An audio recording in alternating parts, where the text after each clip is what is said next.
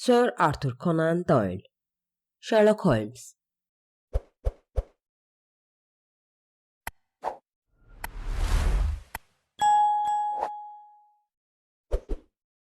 İkinci kısım. Mormonlar Diyarı. 1. Bölüm. Geniş Alkali Ovası. Büyük Kuzey Amerika kıtasının orta bölümünde medeniyetin ilerleyişine karşı bir engel teşkil eden kıraç ve soğuk bir çöl vardır. Sierra Nevada'dan Nebraska'ya, Yellowstone Nehri'nden Colorado'ya ve oradan da güneye uzanan bölge yalnızlığa terk edilmiş, sessiz ve vahşi bir bölgedir. Bu vahşi bölgede doğanın bütün özellikleri görülmektedir. Karlarla kaplı yüksek dağlar ve karanlık, kasvetli vadiler iç içedir. Sivri kanyonlardan süratle akan ırmaklar ve kışın karla beyazlaşan, yazın alkali tozuyla grileşen engin ovalar vardır. Hepsi de kıraçlık, konuk sevmezlik ve ızdırap belirtileri taşır. Bu ıssız yerde yaşayan hiç kimse yoktur. Bir grup Pawnee ya da kara ayak arada sırada başka av sahalarına gitmek için bu yoldan geçer ama bu cesur insanların içlerinde en dayanıklı olanlar bile bu korkunç bölgeyi terk edip kendilerini bir an önce büyük çayırlıklarda bulmak isterler. Çakallar çalılıkların içine kaçıp gizlenir. Şahinler havada ağır ağır kanat çırpar ve hantal boz ayılar karanlık koyaklarda hantal hantal gezinip kayalıklardan mümkün olduğunca kendilerine yiyecek ararlar. Bu vahşi doğanın tek sakinleri bu hayvanlardır. Tüm dünyada Sierra Blanco'nun güney bölümü kadar korkunç manzaraya sahip başka hiçbir yer daha yoktur. Göz alabildiğince geniş, her yeri alkali tozuyla kaplı ve bodur çalı kümeleriyle ikiye bölünen bir ova uzanır. Ufuk çizgisinde sıra dağların karlarla kaplı engebeli tepeleri görülür. Ülkenin bu büyük bölümünde ne bir hayat belirtisi ne de hayatı çağrıştıran bir şey vardır. Çelik mavisi gökyüzünde ne bir kuş ne de kasvetli gri toprakta en ufak bir hareket mevcuttur. Buralara mutlak sessizlik hakimdir. Bu zorlu ve el değmemiş bölgede en ufak bir ses bile yoktur. Tüm doğaya sessizlik hakimdir. Mutlak ve yüreklere korku veren bir sessizlik. Bu geniş düzlükte hayatı çağrıştıran hiçbir şeyin olmadığı söylenir. Bu neredeyse doğrudur. Sierra Blanco'dan aşağı bakıldığında çöl boyunca uzanan ve uzaklarda kıvrılıp kaybolan bir yol görülür. Bu yolda birçok arabanın tekerlek ve sayısız macera perestinin ayak izi vardır. Yolun çeşitli yerlerine dağılmış, güneşte parıldayan ve donuk alkali tabakasına karşın ayakta duran beyaz nesneler görünür. Yanlarına yaklaşıp onlara bir göz atın. Onlar kemiktir. Bazıları büyük ve kalındır, bazıları da küçük ve daha ince. Büyük ve kalın olanlar büyükbaş hayvanlara, diğerleri de insanlara aittir. 1500 mil boyunca yol kenarında hayatını kaybedenlerden geriye kalanların çevreye dağıldığı korkunç kervan yolunu görebilirsiniz. 1847 yılında tepeden yine aynı manzaraya bakıldığında bir adamın tek başına yürüdüğü görülüyordu. Görünüşünden yaşını tespit etmek mümkün değildi. 40'ına mı yoksa 60'ına mı yakın olduğunu söylemek bir gözlemci için gerçekten zordu. Yüzü zayıf düşmüş ve açlıktan dolayı bitkin görünüyordu. Kahverengi parşömene benzeyen derisi açlıktan belirmiş kemiklerine yapışmıştı. Uzun kumral saçında ve sakalında beyaz teller vardı. Çukur gözleri tuhaf bir şekilde parıldıyordu. Tüfeğini tutan eli daha çok bir iskeletin elini andırıyordu. Dinlenmek için durduğu zamanlar destek almak için tüfeğine dayanıyordu. Uzun boyu ve iri kemikli yapısı sağlığında kuvvetli ve dayanıklı biri olduğuna işaretti. Zayıf yüzü ve açlıktan zayıflamış bedeninden sarkan giysiler onun bu güçsüz ve tarif edilmeyecek kadar kötü görünmesinin sebebinin ne olduğu hakkında bir fikir veriyordu. Adam açlıktan ve susuzluktan ölmek üzereydi. O koyaktan bu küçük tepeye su izine rastlarım umuduyla güçlükle inmişti. Karşısında büyük tuz çölü ve uzaklarda nemin varlığına işaret eden hiçbir bitkinin ya da ağacın olmadığı vahşi dağlar uzanıyordu. Tüm bu uçsuz bucaksız bölgede hiçbir umut ışığı yoktu. Kuzeye, doğuya ve batıya çılgınca ve şüpheyle baktı. Ardından yolculuğunun sonuna geldiğini, nihayet o kıraç, sarp ve kayalık cehennemin kendisine mezar olacağını düşündü. Ha 20 yıl sonra kuş tüyünden bir yatakta ya da burada ölmüşüm ne çıkar diye mırıldandı iri bir kaya parçasının gölgesine sığınarak. Oturmadan önce tüfeğini bıraktı ve sağ omuzunun üzerinde taşıdığı gri bir şala bağlı bohçasını yere indirmeye çalıştı. Bohçası taşımaya gücünün yetmeyeceği kadar ağır gözüküyordu. Çünkü bohçayı tam yere koyacakken bohça elinden kaydı ve sert bir şekilde düştü. O anda gri bohçadan bir inilti geldi ve içinden koyu kahverengi gözlü, yanakları gamzeli, küçük ve korkmuş bir yüz belirdi. Çocuk, "Canımı acıttın," dedi sitem dolu bir ses tonuyla. "Canını isteyerek yakmadım," dedi adam büyük bir üzüntüyle. Konuşurken bohçayı çözdü ve bohçanın içinden zarif ayakkabıları ve ketenden küçük bir önlüğü olan pembe güzel elbisesi bir annenin özenli bakımına işaret eden 5 yaşlarında güzel küçük bir kız çıktı. Çocuk uzun yolculuktan dolayı aşırı derecede yorgun düşmüştü ama sağlıklı kolları yol arkadaşından daha az ızdırap çektiğini gösteriyordu. Adam, "Şimdi nasılsın?" diye sordu. Çünkü küçük kız hala başının arka tarafını örten altın rengindeki kıvırcık saçlarını ovuyordu. "Öp de geçsin," dedi büyük bir ciddiyetle acıyan yeri göstererek. "Annem öyle yapardı." "Annem nerede?" "Annen gitti. Fakat merak etme, çok geçmeden ona kavuşacaksın." "Gitti demek," dedi küçük kız.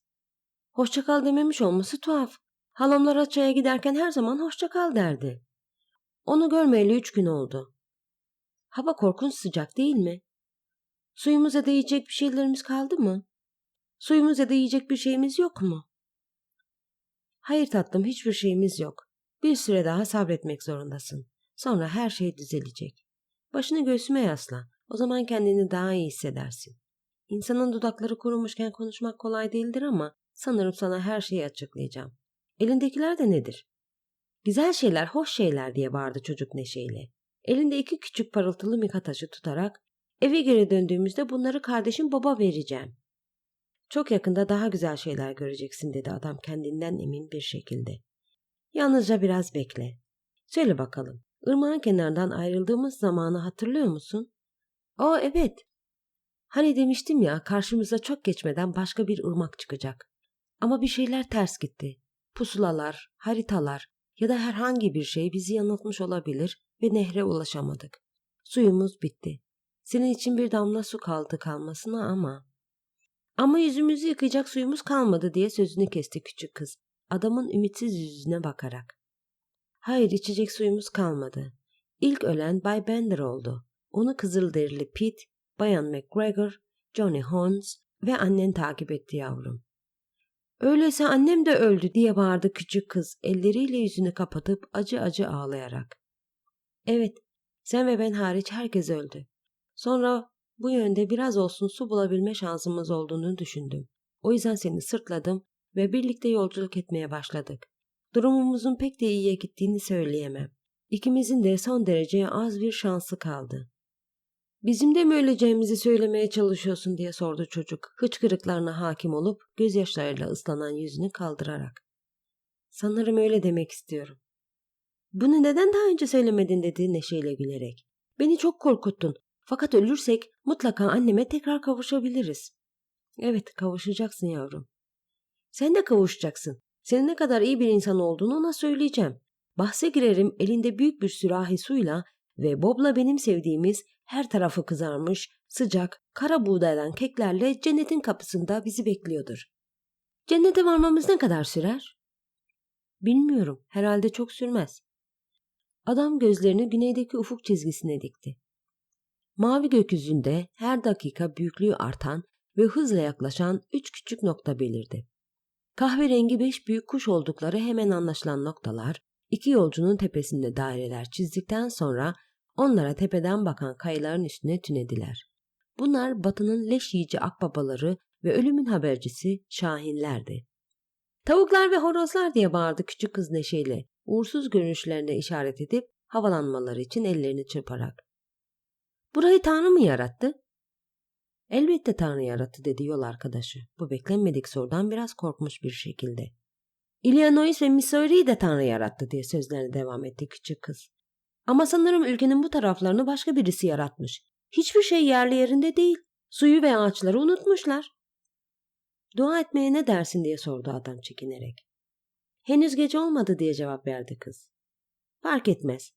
Bu uygun olmaz ama bahse girerim, Tanrı buna aldırmayacaktır. Ovalara vardığımız zaman at arabasında onların arkasından her gece dua ederdin. Neden sen de dua etmiyorsun diye sordu çocuk meraklı gözlerle. Hatırlamıyorum ki diye cevap verdi. En son dua ettiğimde boyum şu tüfek kadardı. Fakat insan dua etmek için hiçbir zaman geç kalmış sayılmaz. Sen duaları okursun, ben de yanında durup seninle beraber söylerim.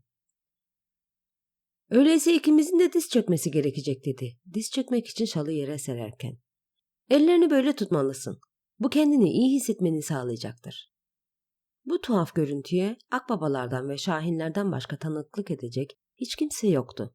İki yolcu, küçük saf çocuk ve cesur, kuvvetli fakat ölmek üzere olan adam dar şalın üzerinde yan yana diz çöktüler.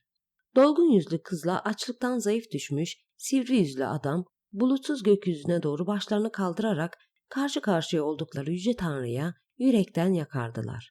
İki ses, biri ince ve net, diğeri derin ve sert, bir olmuş, merhametli ve bağışlayıcı Tanrı'ya yakarıyordu. Dua bittikten sonra çocuk uyuyakalıp da başını koruyucusunun geniş göğsüne yaslayana kadar iri kaya parçasının gölgesinde oturdular. Adam bir süre kızın uyuyuşunu seyretti ama dua kanunu ondan daha güçlü çıktı. 3 gün 3 gecedir ne dinlenmiş ne de uyumuştu. Göz kapakları yavaşça yorgun gözlerinin üzerine kapandı ve başı yavaş yavaş düşmeye başladı. Ta ki uzun sakalları kızın altın rengindeki saçlarına değene dek. İkisi de derin ve rüyasız bir uykuya daldılar. Adam yarım saat daha uyanık kalsaydı tuhaf bir manzarayla karşılaşacaktı. Alkali Ovası'nın en uç noktasında ilkin çok hafif ve uzaktaki sisten zor ayırt edilebilen fakat gittikçe yükselerek ve büyüyerek bir bulutu andıran toz bulutu yükseldi. Gittikçe büyümesinden bu bulutun ancak çok sayıda hareket halindeki varlıklar tarafından çıkartılabileceği kesinlik kazandı. Daha verimli bir yerde iyi bir gözlemci kendisine doğru gelenlerin bu çayırlarda otlanan bizon sürüleri olduğu sonucuna varırdı. Böylesine kıraç topraklarda böyle bir şey elbette imkansızdı. Toz bulutu yolunu kaybetmiş adamla kızın bulundukları tepeye yaklaştıkça sis perdesinin ardından tentelerle örtülü atlı arabalar ve silahlı adamların figürleri görülmeye başlandı. Ve bu toz bulutunun batıya yolculuk eden büyük bir kervana ait olduğu ortaya çıktı. Ama ne kervandı? Kervanın ne başı belliydi ne de sonu. Muazzam ovada atlı arabalardan, atlılardan ve yayalardan oluşan uzun bir kervan yol alıyordu. Yüklerinin altında sendeleyerek yürüyen sayısız kadın ve yük arabalarının yanında giden ya da beyaz tentelerin ardından bakan bir sürü çocuk vardı. Bu kesinlikle normal bir göçmen kervanı değil, hayat şartlarının zorluğu nedeniyle kendilerine yerleşecek yeni bir yer aramak zorunda kalan insanların kafilesiydi.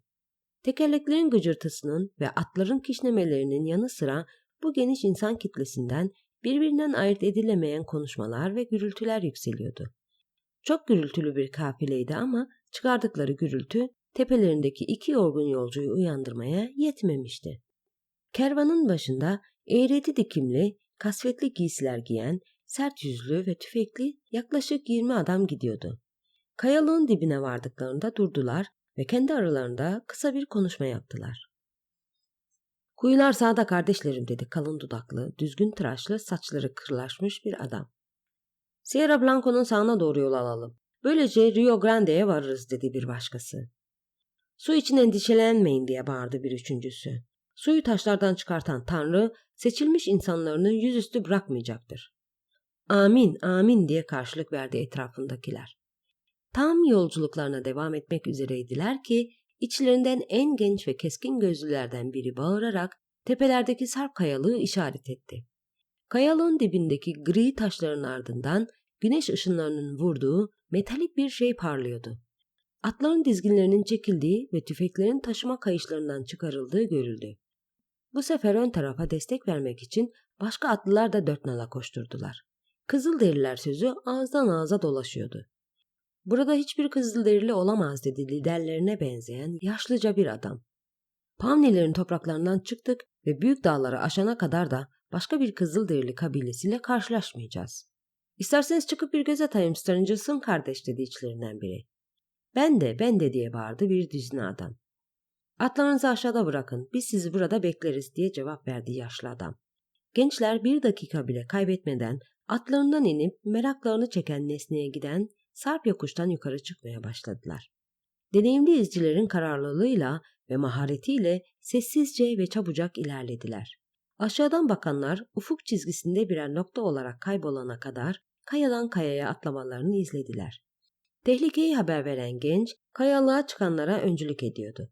Peşinden gelenler onun heyecanına kapılmış gibi ellerini kaldırdığını gördüler ve yanına geldiklerinde manzara karşısında onlar daha şaşkına döndüler. Çıplak tepenin üzerindeki platoda tek başına kocaman bir kaya parçası duruyordu ve bu kaya parçasının dibinde uzun sakallı, uzun boylu ve sert yüz hatlarına sahip ama oldukça zayıf bir adam yatıyordu. Yüzündeki yorgun ifade ve düzenli nefes alıp vermesi çoktandır uyuduğuna işaretti. Yanında yatan küçük bir kız çocuğu kolları onun boynuna dolamış ve başını göğsüne yaslamıştı. Ayrık dudaklarının arasından düzgün kar beyazı gibi dişleri görünüyordu ve çocuksu yüzüne neşeli bir gülümseme hakimdi. Beyaz çorapları ve parlak kopçalı zarif ayakkabıları içinde görünen küçük beyaz dolgun bacakları yol arkadaşının açlıktan bir deri bir kemik haline tezat oluşturuyordu. Bu tuhaf çiftin tepesindeki kayanın bir çıkıntısına konmuş heybetli 3 şahin yeni gelenleri görür görmez hüsran çığlıkları attılar ve kızgın bir şekilde kanat çırparak uzaklaştılar. Kötü niyetli kuşların çığlıkları adamla çocuğu uyandırdı. Şaşkınlıkla gökyüzüne baktılar. Adam ayağa kalkıp uyku galip geldiği zaman ıssızken şimdi çok sayıda insan ve hayvanla dolup taşan ovaya baktı. Ovaya bakarken gördüklerine inanamadı ve kemikli ellerini gözüne siper etti. Sanırım Serap dedikleri bu olsa gerek diye mırıldandı. Çocuk yanı başında durmuş, ceketinin eteğini tutuyordu. Hiçbir şey söylemedi ama çevresine büyük bir şaşkınlıkla baktı. Çocukluğun verdiği o merak dolu bakışla. Kurtarma grubu, gördüklerinin Serap olmadığına yolunu kaybetmiş adamla kızı hemen ikna etti. Kurtarıcılardan biri küçük kızı kavradığı gibi omuzuna oturttu. Diğer 2 kişi de açlıktan zayıf düşmüş adamın koluna girip ona aşağı kadar inmesi için yardım ettiler. Adım John Ferrier dedi yolcu. 21 kişiden geriye yalnızca ben ve küçük kız kaldık.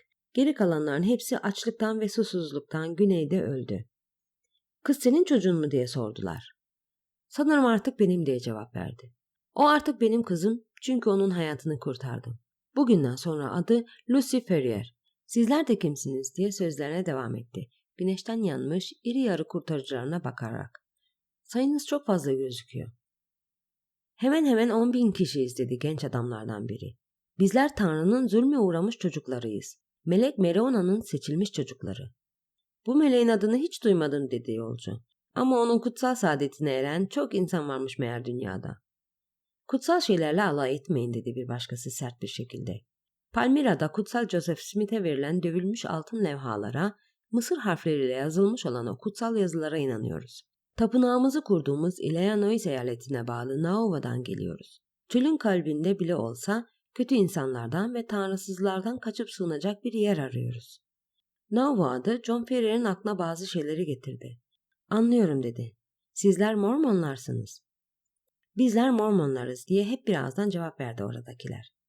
Peki nereye gidiyorsunuz? Bilmiyoruz. Tanrı'nın eli peygamberimize yardım ederek bizlere yol gösteriyor. Onun karşısına çıkmalısınız.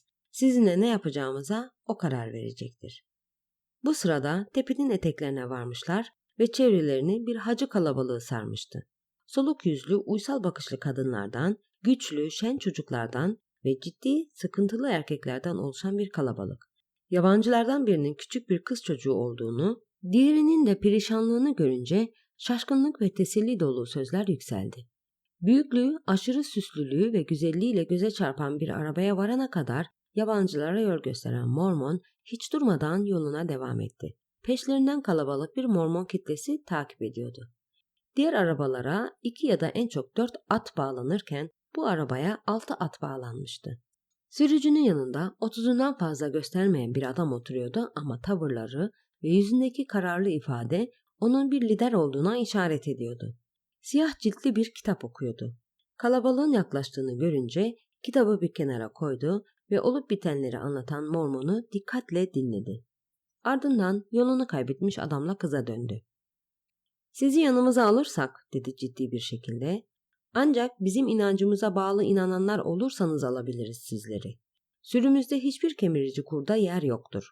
Bu vahşi doğada sizlerden geriye kemiklerinizin kalmasını istemiyorsanız, meyveyi çürüten o küçük kurtlardan olmadığınızı zamanla kanıtlamalısınız. Bu şartlar altında bizimle gelecek misiniz?"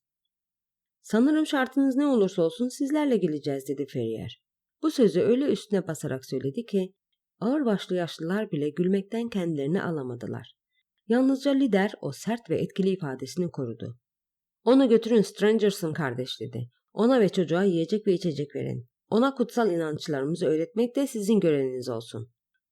"Çok zaman kaybettik. İleri, Zion'a ileri," diye bağırdı Mormon kalabalığı. Bu sözler kervan boyunca dalgalanıp çok uzaklarda bir mırıltı olarak kaybolana kadar ağızdan ağza dolaştı. Kırbaçların şaklamasıyla ve tekerleklerin gıcırtısıyla büyük arabalar harekete geçtiler ve çok geçmeden tüm kervan bir kez daha yola koyuldu. Yolda rastladıkları adamla kıza bakmakla görevlendirilen yaşlı adam onları bir şeyler yiyip içmeleri için arabasına götürdü. "Burada kalacaksınız," dedi. "Bu sırada şu andan itibaren sonsuza dek bizim dinimizdensiniz." Brigham Young böyle buyurdu ve Tanrı'nın sesi olan Joseph Smith'in sesiyle konuştu.